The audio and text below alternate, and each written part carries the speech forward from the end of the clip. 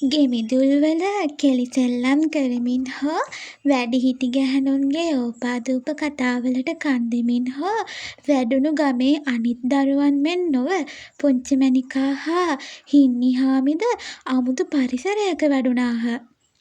පුංචි මැණිකා හා හින්නිහාමි හා සිනිඳු අතර සම්බන්ධය දෙවන පරිච්ඡේදයේ පෙන්වා දෙනවා. බලු පැටවකු තම ස්වාමියාට ආදරය කරන්නට පුරුදු වන්නාක් මෙන් ඔවුන් දෙදෙන තම පියාට අන්ධානුකරණයෙන් ආදරය කරන්නට පුරුදු වීම අන් හැම කරුණකටම වඩා සැලකිය යුත්තකි. කතුවරයා විසින් සඳහන් කරන මෙම කියමනෙන් පුංචි මැණිකා සහ හින්නිහාමි සිනිඳුට කෙතරම් ආදරය කරනවාද යන්න පැහැදිලි කර දෙනවා.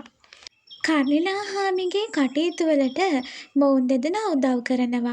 තම පියාගේ වනගත තොරතුරුවලට සවන් දීම, සිනිඳුගේ කතා නිශ්ශබ්දව අසා සිටීම, අද්භූත කතාවලට උනන්දුවෙන් සවන් දීම, පියාට අන්ධානුකරණයෙන් ආදරය කිරීම, සිනිඳු සමග කැළයට යාම, සිනිඳු හා වනසතුන් අතර සම්බන්ධය හඳුන්වා දීම, වනයේ සියලු තොරතුරු පියාගෙන් අසා දැන ගැනීම, වනසතුන් තමා සතු සමග මිත්‍ර නොවන්නේ ඇයිදැයි ඇසීම මෙම අවස්ථාවන්ගෙන් පුංචි මැණිකා හින්නිහාමි හා සිනිඳු අතර සම්බන්ධය අපට පැහැදිලි වෙනවා. පුංචි මැණිකා හා හින්නිහාමි අනික් ළමයින්ට වඩා පෙනීමෙන් අමුතුව. කිසිම දිනක අසනීපයක් නොයැදීම, කිසිම දිනක ආහාර හිඟයකින් පීඩාවට පත් නොවීම, අනිත් ළමයින්ට වඩා පිරිසිදුව සිටීම, සිනිඳු වර්ණවත් හමක් තිබීම, ශක්තිමත් ශරීරයක් තිබීම යන අංගවලින් ඔවුන් වෙනස් ආකාරයට පෙනුණා. පුංචි මැණිකා හා හින්නිහාමිත් අනික් ළමයින්ට වඩා පෙනීමෙන්ද අමුතුය. සිනිඳුට මෙන්ම ඔවුන්ටද කිසි දිනෙක උණක් වැළඳුණේ නැත. කොතරම් සාගත කාලයකදී වුවද කර්ණිනාහාමි ඔවුන්ගේ කෑම ටික නොවැරද්දුවාය. පුංචි මැණිකා හා හින්නිහාමි කෙරෙහි ගැමි ගැහැණුන්ගේ ඊර්ෂ්‍යාවත් කර්ණිනාහාමි කෙරෙහි කෝපයත් ප්‍රකට වීම.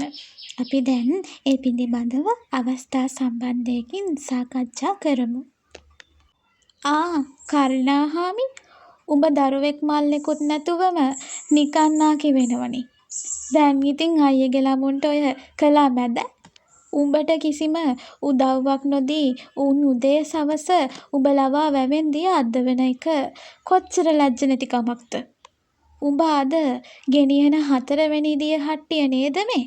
මෙමගින් ගැමි ගැහැණුන්ගේ කෝපය පිළිබඳව මනාව පැහැදිලි වෙනවා. අපි දැන් ගැමි ගැහැණුන් තුළ සිනිඳු කෙරෙහි ඇති ආකල්පය පිළිබඳව විමසා බලමු. මේ ගමේ වැද්දන්ට ඉන්න ඉඩ දෙන්නේ මොනවටද අපි? උන්ගේ ගේ වටේම උන්ම පහරන ඒවයි උන් මරාගෙන කන සතුන්ගේ බොකු බඩවැලුයි නිසා ගන්ධස්කාරේ අහලකට කිට්ටු වෙන්න බෑ. මම වැදුව ළමයි 6 දෙනෙක්. අන්තිම එකා මලේ මේ ඊයේ උදේ යසට හිටියා. දොර කඩින් යනකොට ඌ දැකලා සිනිඳු ඇස් වහගත්තා. හැන්දෑවේ මලා. උන්ගේ ළමයි හදන්න අපේ ළමයි මරා දානවා උන්. මෙම දෙවන පරිච්ඡේදයෙන් ගැමි ගැහැණුන්ගේ දරිද්‍රතාවය සහ පුරුෂාධිපත්‍යයට යටත් වීම පිළිබඳවත් කරුණු පැහැදිලි කරනවා. ළමයින්ගේ තාත්තට මම කියනවා ගෙදර හරියේ කුරක්කන්වත් අමු මිනේරිවත් වට්ටක්කවත් ඉතුරු වෙලා නැහැ. දැන් 3 දවසක්ම කෑවේ වනේ කොළ විතරයි. ළමයට දෙන්න කිරි පොදක් පපුවේ නෑ කියා. එතකොට මට හම්බ වෙන්නේ ගුටි බැටයි කුණු හරුපයි. මේ ආකාරයෙන් කතුවරයා දරිද්‍රතාවය සහ පුරුෂාධිපත්‍ය නිසා දුක් විඳින ගැමි ගැහැණිය පිළිබඳව හඳුන්වලා දෙනවා. බැද්දේගම ගැමියාගේ ජීවිතය රඳා පවත්නේ ණය ගනුදෙනු මතය.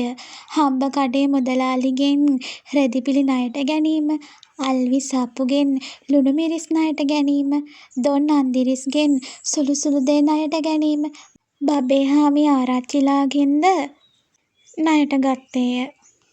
ආරච්චිලට විරුද්ධ වන අයගේ ජීවිත අවාසනාවන්ත වීම. තම හිතවතුන්ට පමණක් ණය ගනුදෙනු දීම.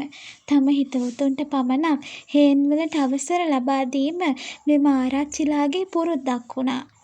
බබේහාමිගේ මිත්‍රයන්ට හේන්වලට අවසර ලබා ගැනීමේ අපහසුවක් නැති බවත් එලි කළේ කැලෑ අක්කර 4ද 8දැයි ඒජන්ත හාමුදුරුවන් ඔවුන්ගෙන් අසන බවත් ගම්මු දනිති. බබේහාමි හා සිනිඳු අතර පැවතියේ යහපත් සම්බන්ධයක් නොවේ. අයියෝ එතකොට අපට වෙන්නේ බඩගින්නේ මැරෙන්න. හොඳයි මට එක සේරුවක්වත් දෙන්න. අනික් අස්සෙන්නෙන් කුරුණියක්ම දෙන්නම් ඒ බදුවට. සිලිඳුගෙන් පළිගන්න බබේහාමි ආරච්චිලා උපක්‍රම යෙදෙව්වා. සිලිඳු පිළිබඳ වැරදි මත ප්‍රචාරය කරා. සිලිඳුගේ තුවක්කු බලපත්‍රය පිළිබඳ නිතරම වැරදි කිව්වා. සිලිඳුගේ ඇගබත්ත ගත්තේ නැහැ. සිලිඳුට ණය දුන්නෙත් නැහැ. ඔබට ජයග්‍රාහී හෙට දවසක් ප්‍රාර්ථනා කරනවා.